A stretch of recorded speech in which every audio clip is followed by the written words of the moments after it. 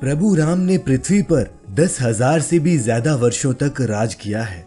अपने इस लंबे शासन काल में भगवान राम ने ऐसे कई महान कार्य किए हैं जिन्होंने हिंदू धर्म को एक गौरवमयी इतिहास प्रदान किया है। फिर कैसे भगवान राम इस दुनिया से लोप हो गए? वह क्या कारण था जो उन्हें अपने परिवार को छोड़ विष्णु लोक वापिस जाना पड़ा?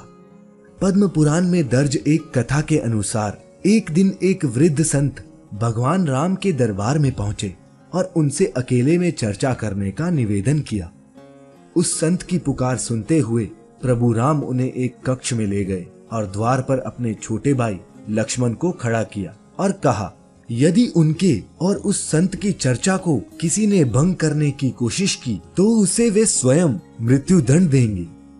लक्ष्मण ने अपने ज्येष्ठ भ्राता की आज्ञा का पालन करते हुए दोनों को उस कमरे में एकांत में छोड़ दिया और खुद बाहर पहरा देने लगे।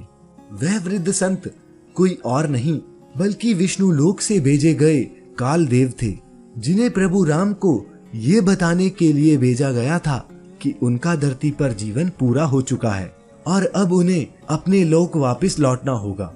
अचानक द्वार पर ऋषि दुर्वासा आ गए। उन्होंने लक्ष्मण से भगवान राम से बात करने के लिए कक्ष के भीतर जाने के लिए निवेदन किया, लेकिन श्री राम की आज्ञा का पालन करते हुए लक्ष्मण ने उन्हें ऐसा करने से मना किया। ऋषि दुर्वासा हमेशा से ही अपने अत्यंत क्रोध के लिए जाने जाते हैं, जिसका खामियाजा हर किसी को भुगतना पड़ता है।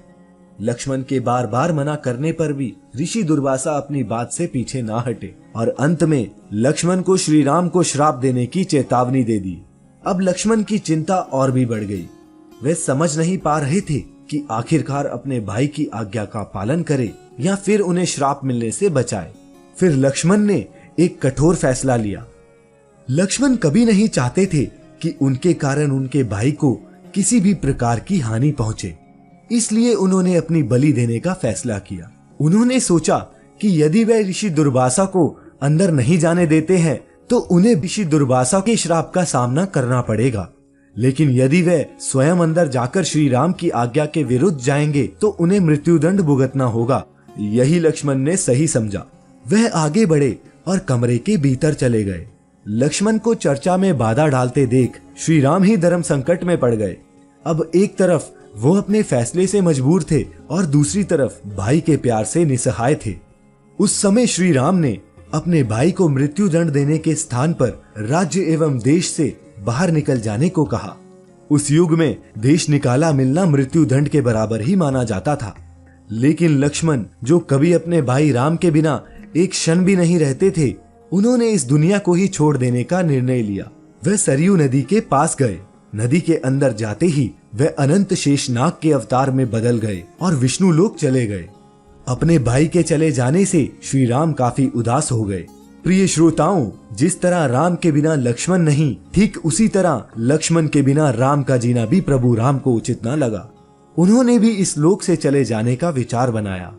तब प्रभु राम ने अपना राजपाट और पद अपने पुत्रों के साथ अपने भाई के पुत्रों को सौंप दिया और सरयू नदी की ओर चल दिए।